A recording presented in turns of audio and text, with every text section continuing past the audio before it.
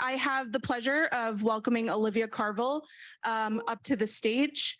She is a reporter on Bloomberg's investigations team and a regular contributor to Business Week magazine. Previously, Carville was an award-winning journalist for national newspapers in both Canada and New Zealand. She moved to the US in 2017 to complete a master's degree in business reporting at Columbia University, where she was also awarded a Financial Journalist of the Year award. Since joining Bloomberg's New York office in 2018, she has received national recognition, including being named a finalist in the Livingston and Loeb Awards and winning the Women's Economic Roundtable Global Prize for Excellence in Business Journalism. Carville has also served on the board of the New York Financial Writers Association for the past 4 years. Please join me in welcoming her and our next panelist. Well, thank you. That was a thorough bio. I really appreciate it. And it's great to be here with you guys today. I've attended a lot of these summits before, and I've always found the conversation really useful. I like to write about the intersection of online safety, particularly when it comes to children using social media and using technology today. And I'm very excited about this conversation with Nathaniel Lubin. I'm going to welcome him up to the stage now. So Nathaniel is incredibly qualified to have this conversation. I have a bio here that is ridiculously long, but I'm going to spare you all the details and just summarize it as quickly as possible. Nathaniel is a fellow on the Rebooting Social Media Institute. He's founder of the Better Internet Initiative, and he was the former director of the Office of Digital Strategy at the White House. So I think he's, uniquely qualified to talk to us today about the subject matter, which is looking ahead at responsible tech and what the best path forward is. So, in light of the recent conversations and the panel earlier, I think I'd like to start with you just explaining what exactly responsible tech is to you. I feel like I'd hazard a guess that everyone in this room might define it differently. And there is a bit of a buzzword element to responsible tech. So how do you view it? And what do you think responsible tech is? Well, thanks for, can you hear me?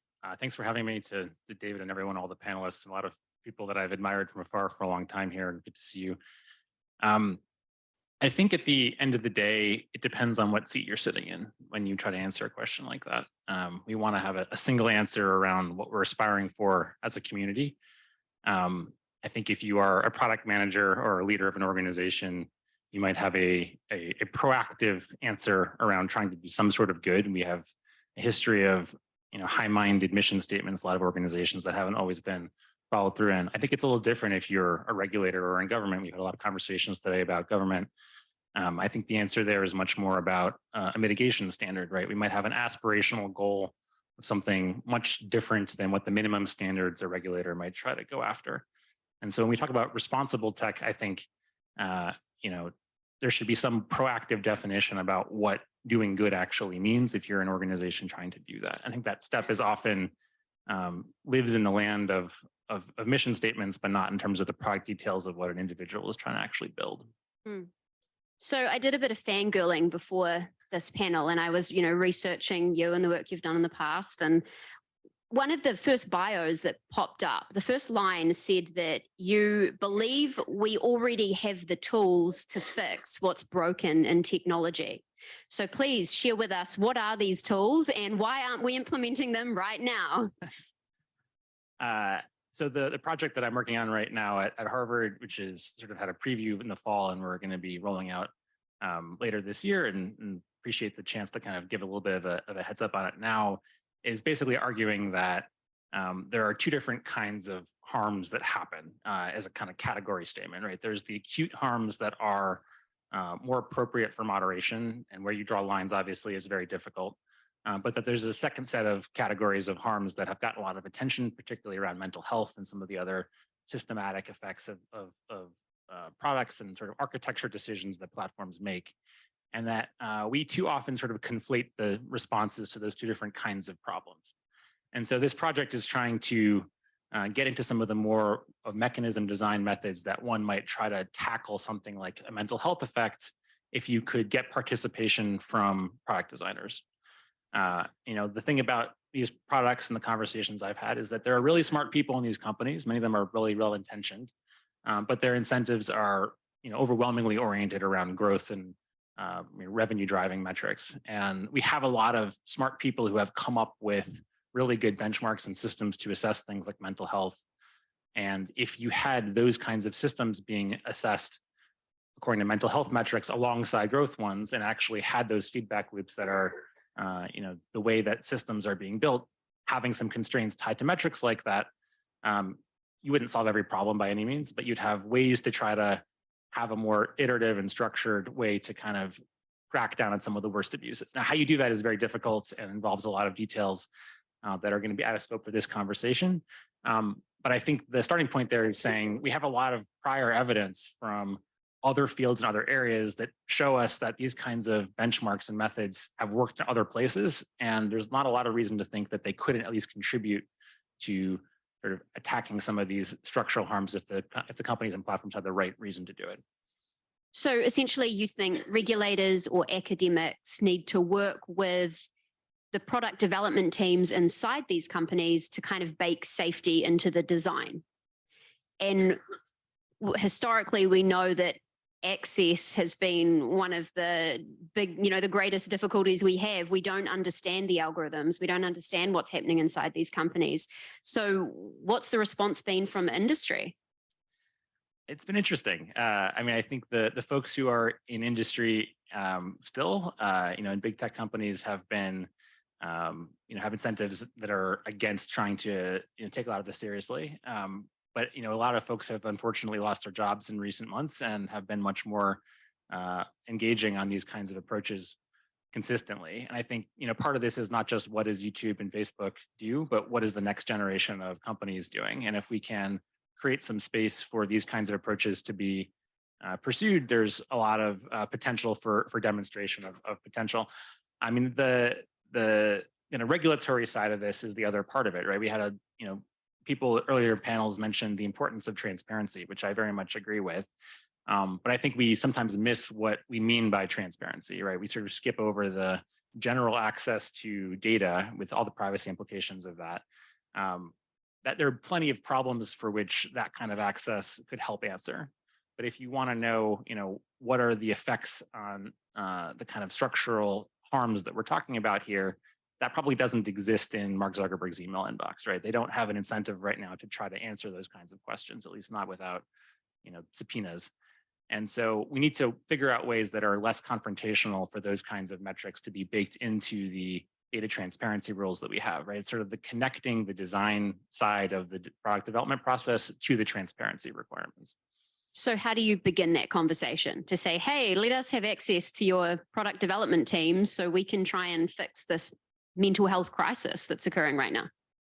I mean, I think it's all the folks in this room. It's the space for the academic community and other folks to kind of come up with specifics. We're going to propose some specific metrics and methods for this in this project coming out later this year. But the point of that is less about the specific metrics and more about the approach, the architecture kind of framing of this problem.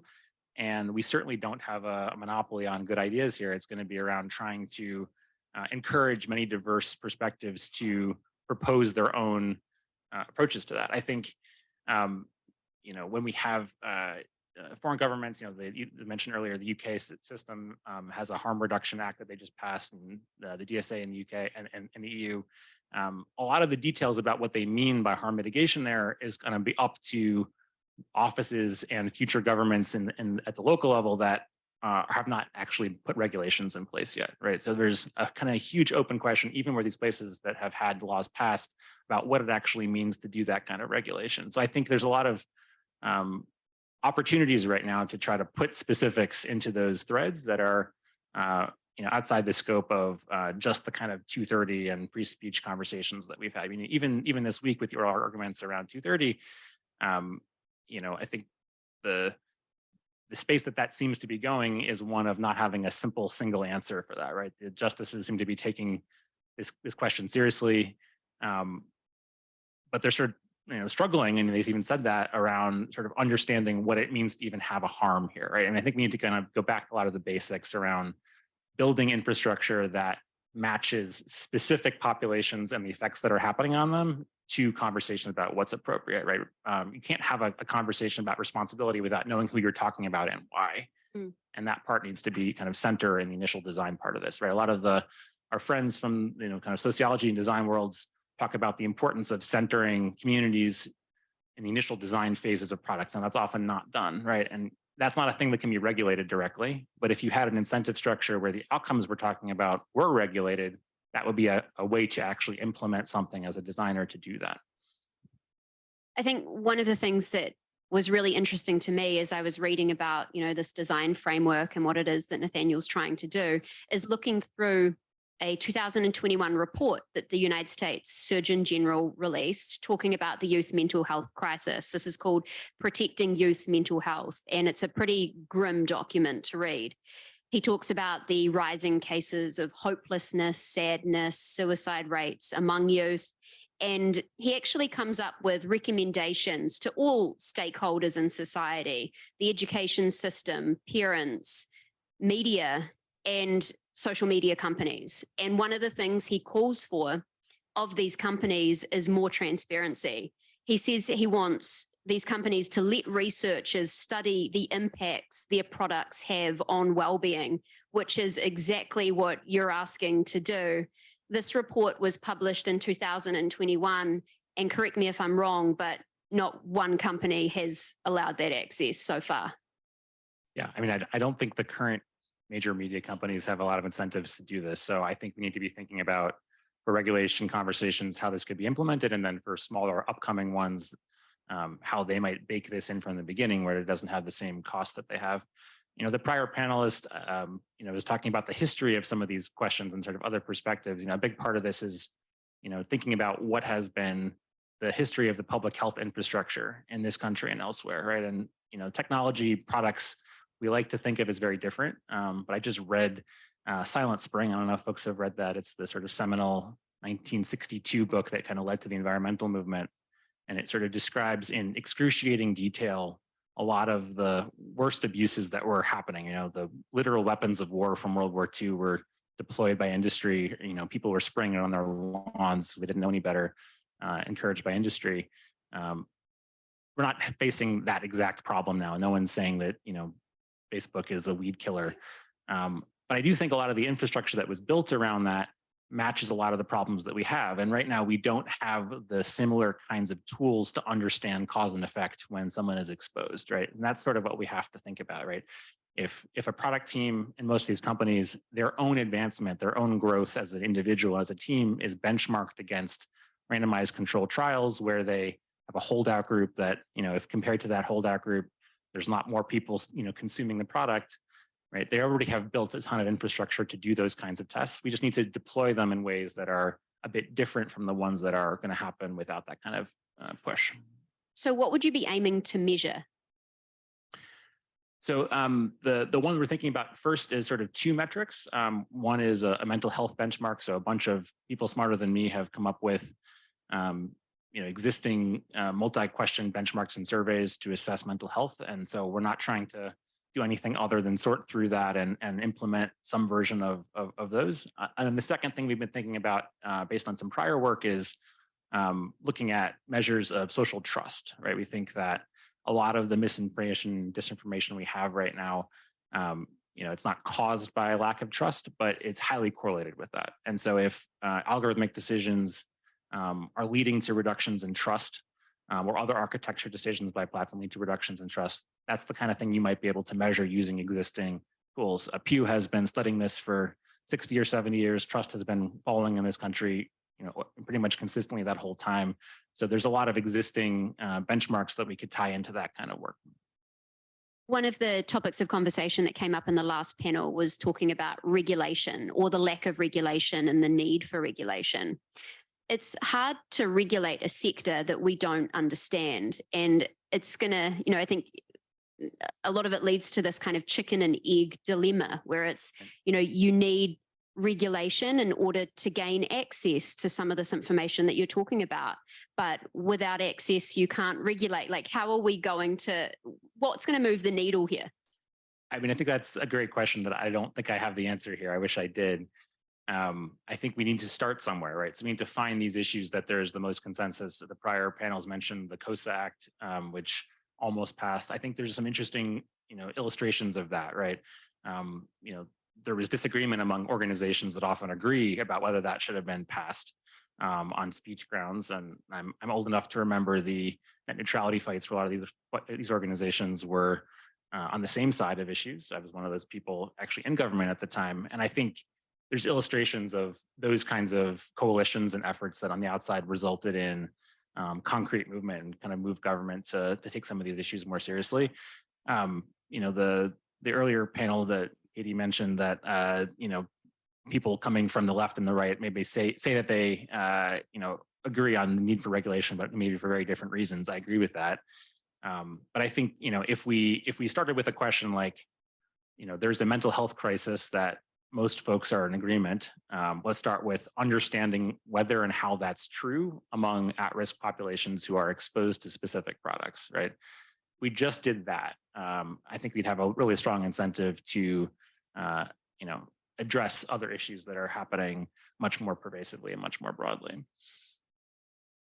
The question of regulating tech or being more responsible when it comes to these products raises a bit of a challenge when it comes to being overly paternalistic or these companies imposing policies that, go too far. And it kind of, I was chatting to a source the other day and they likened it to my boss, Michael Bloomberg, the former mayor of New York, trying to impose the soda tax and how much pushback that received. People hated that idea. I wasn't living in New York at the time, so I did look into what the soda tax was. And essentially he was saying, restaurants and bars can't give patrons a drink that's more than 16 ounces worth of soda, which seems really big in my mind. But people fought against that tooth and nail. They were like, let us have our massive drinks. I saw posters that were like, don't let bureaucrats tell you what you can and can't drink. So aren't we going to see the same pushback here? Won't people argue, why are these companies deciding what I should or shouldn't be allowed to see, or what is or isn't appropriate for me, or how my mental health may be impacted? Yeah, I mean, I think any sort of restriction can lead to blowback of various kinds. I would not expect anything different here, but I think that is sort of why we need to really hit hard on the difference between minimum standards and aspirational goals. That's why I started there, right? You might say to a company, you have a lot of deference. You will have a lot of deference as long as, the socio-technical implementation of your product doesn't result in 14-year-olds wanting to hurt themselves, right? I think there's a lot of consensus on a question like that, which is very different from any number of algorithms or other sort of architecture choices that might live well ahead of that. And so we need to start with the cases where there's the most consensus rather than the least consensus. That probably means staying away from a lot of the political fights and sort of more partisan topics. Let's start with the easier ones. Not that they're easy at all, but they're easier, and try to start where we have that kind of a consensus. It's why, the kids' health part is one that is, I keep talking about, many others are keeping talking about, because I think that's one where no matter what your political ideology is, you're going to have a stronger incentive to jump in with something real. This might be a bit off topic, but I've recently been looking into a story on mental health impacts of certain social media apps. And I've been reading the number of lawsuits that have recently been filed in the US against some of these big platforms, alleging that they pushed children into rabbit holes of harmful content that resulted in self-harm, eating disorders, in some cases suicide. And just yesterday, I was reading through a lawsuit where a product is essentially being accused of actually being responsible for a child's death. A 16-year-old boy took his own life by suicide, and the lawsuit itself is arguing that the platform is to blame. And when I was reading that same, United States Surgeon General report, it points out that when the media covers suicide, you need to be very careful to associate blame, that it's a multifaceted kind of issue. It's very complex, and you can never blame any one individual person or thing. And yet here we have lawsuits saying that these companies are responsible. What are your thoughts on that? I think that falls more into that first category, right? So we've been talking about the argument of this project around structural harm assessments. I think, if someone is directly being induced to do something harmful, including self-harm, it's a much, stickier case around free speech. I think a lot of the benefits of the kind of approach we're talking about is that it has speech implications, but it's very different than regulating individual posts, regulating structural questions. That doesn't mitigate the need for moderation, right? You're still going to need moderation to go after any number of problems, CSAM or terrorist activity or whatever it may be. I mean, the court cases that are pending right now are about allegations around inducement of terrorism, very similar to what you're describing. I think in those cases, it's much more tied to, the specific allegations of a case, so it's kind of hard to know. I'm not arguing for repealing 230 kind of style approaches here. I think we still need to have a lot of protections on the speech part of this, but we need additional restrictions that can counter that. I think when media, and I've certainly am guilty of this myself, when we tend to write about social media platforms, we do lean towards the moderation issue. It's it's low-hanging fruit. You can write easily about how difficult or challenging it is to moderate a platform.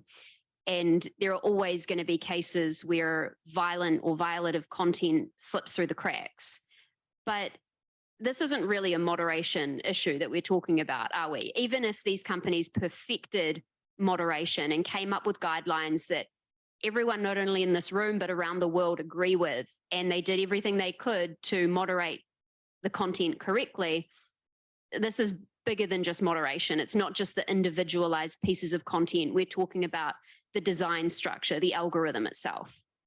That's right. That's the discussions about what it means to have design principles. There's proactive ways to do that, but as a restrictive matter, as sort of the minimum viable standard for what is acceptable and harm, like we need something similar to this, Clean Air and Clean Water Act kind of idea, right? It says you can do a lot of what you want as long as there's not discrete harms to individual populations that are affected by that.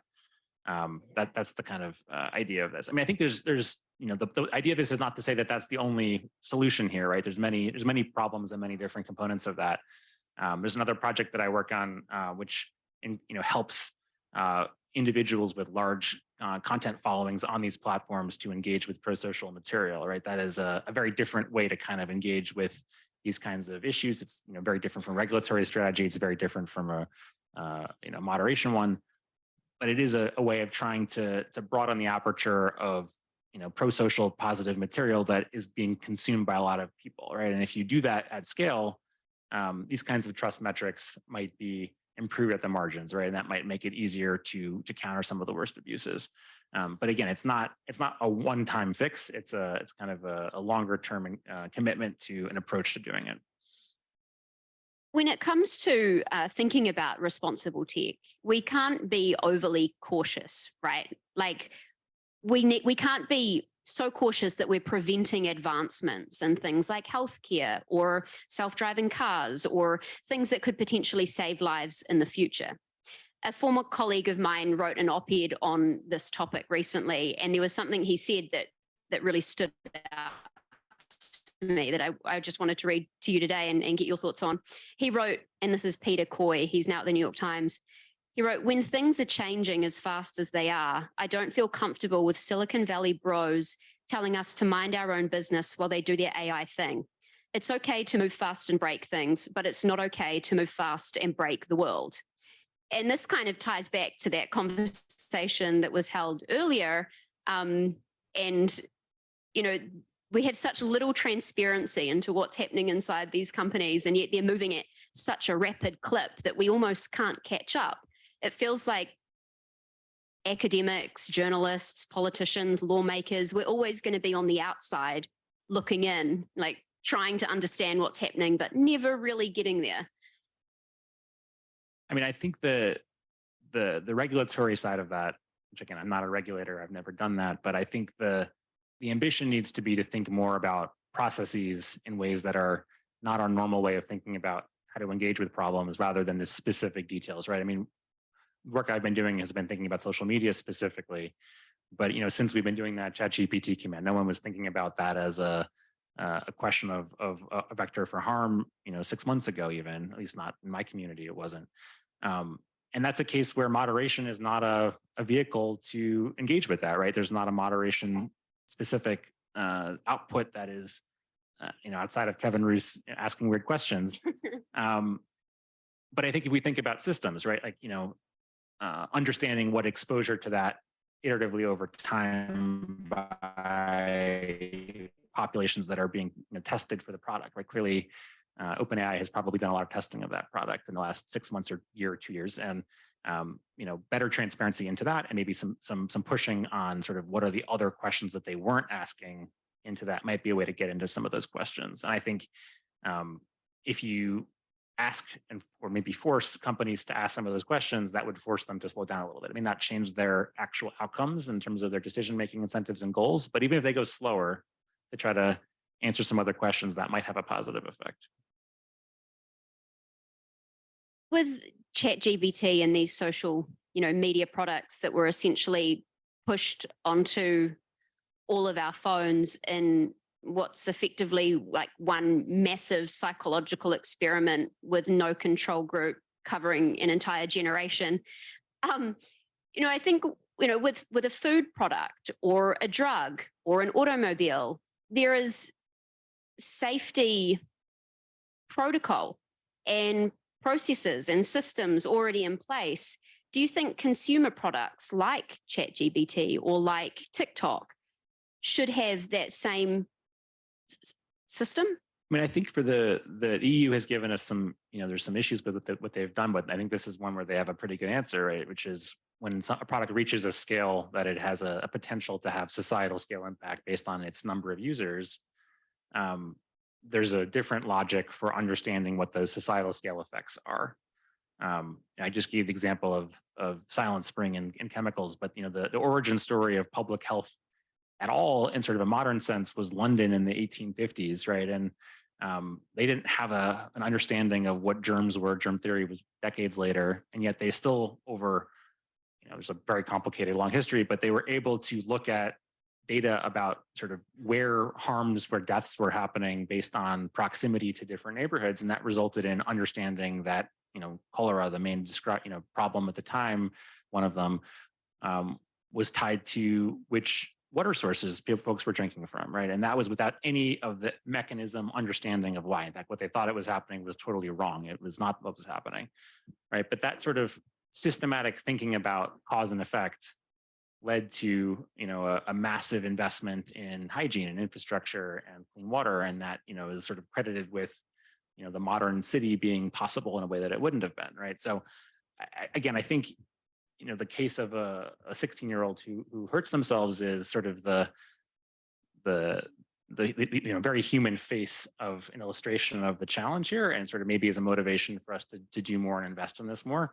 But we need to be thinking about populations rather than individuals, right? And the individuals are not going to be, you can't outregulate the posts that an individual sees at scale in order to solve these problems, right? You have to think about the population effects. So we've talked about, responsibility of corporations, responsibility of academics, in a sense, trying to do this work. We've talked about responsibility of regulators. What about parents? I feel like parents are navigating this uncharted territory and really have no idea what they should be doing. Like, all of these apps have different parental controls or guidelines or suggestions of how parents should better control what their kids can and can't see online. And every time I talk to a different social media app, the response is, if parents only knew how our product worked, they'd know all these safety tools and features we have to help them, control what their kids can and can't do online. But parents don't have time to study the intricacies of Snapchat or TikTok or Be Real, or they're not cool enough to keep up to date with where their kids are and, what social media app is the most popular one today. There's this new one called Be Real that apparently all the kids are using, and I haven't downloaded it, and I cover tech at Bloomberg. So, how can parents possibly figure all this out? And what advice would you have for their role and their responsibility in this?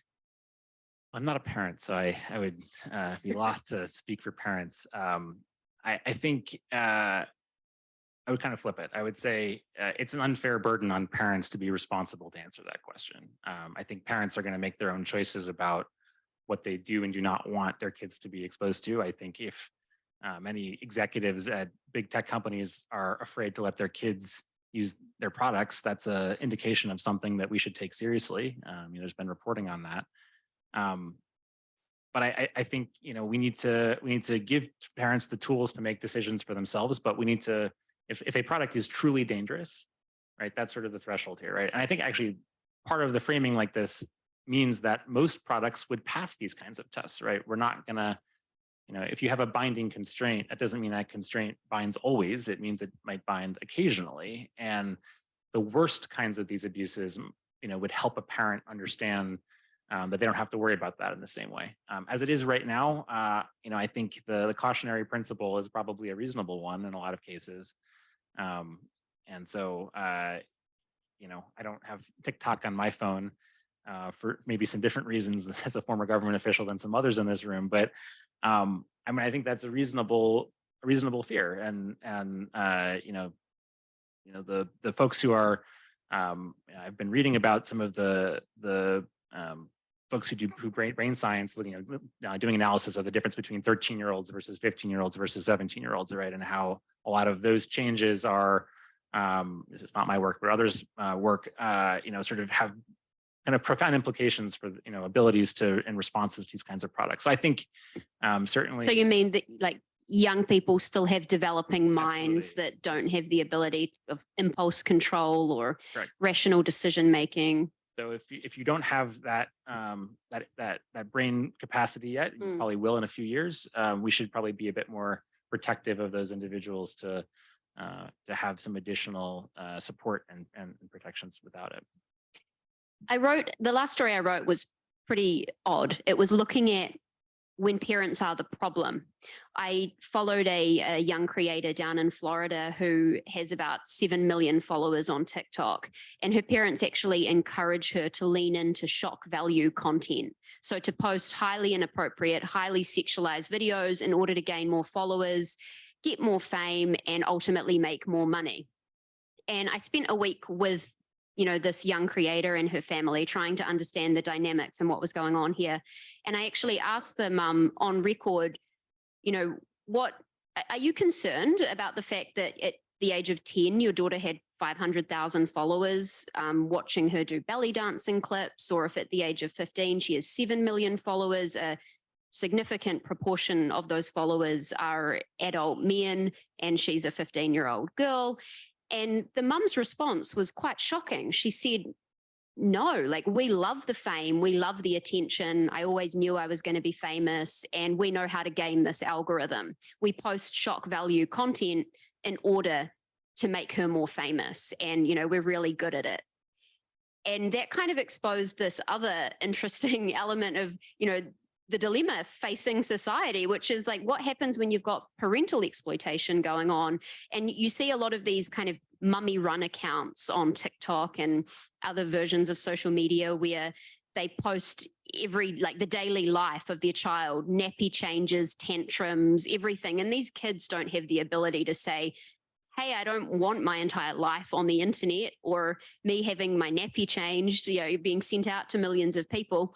How do you think these children from, the age of kids who are exposed to this stuff online through their parents, all the way up to the cases that we've been talking about and the young developing minds and teenagers not really understanding it, what are our kids going to think 10, 20 years when they're the ones up here talking and saying, wait, what were you guys doing? Why did you allow this to happen? I think there's a strong history of thinking things used to be better in every structure that you're in, and thinking the next generation is screwing it up and doesn't know what they're investing in. So I'm sure there'll be some version of that. But I think the tension you're pointing at, I think, is an interesting one in that that's a very different question than a regulatory question or even a product one, which is we need to have a culture around understanding how to use these products and how to think about it. There's another colleague at the program I'm in at Harvard who's working on a procedure, a sort of ritual, he calls it, to give children their first phone sort of early in that project. But I think that's an interesting idea, right? Because it's not one that is a mandate on companies or on regulations, but it's sort of trying to create a different way of engaging with technology that we haven't had experience with. And those norms, the kind of classic rule, laws and norms need to interact together in ways that are positive and productive. And we're not going to solve these on either side alone. We have to have both in ways that are productive. Right. So my last question for you, Nathaniel, is I'm wondering if you can share with the group any secrets you learned during your time as Director of Digital Strategy in the White House. Anything that maybe is hopeful that we can be excited about for the future, because this conversation has been quite dark so far. I should give me some heads up on that. I had the joy of working with the former president. So I would say he was much more hip to what was going on online than folks gave him credit for, and sort of was the same person behind the scenes that he was in front of cameras as well. We had the chance to get him in an interview with David Simon, the former creator of The Wire, and sort of nerding out around sort of the way media and various other threads online sort of interact with culture and community. And so I think like those kinds of moments are ones that show that the humanities side of this, even in these jobs where you're the president or speaking for a lot of people, influencing a lot of people, that humanity still has to kind of be the core of it, and the technology parts of that were very tied to. I think the other thing is, I mentioned the net neutrality conversations earlier. The kind of broader community that was outside in the world, and the ways that a lot of really important advocates, made a lot of attention to that, really did impact the policy. And I think it's easy to lose that faith that there is an ability for lots of people to have a contribution like that. And that I always saw that up close, that was really true. Well, best of luck for your research. I think we'll all be interested to see how it goes. And thank you so much for closing the session today.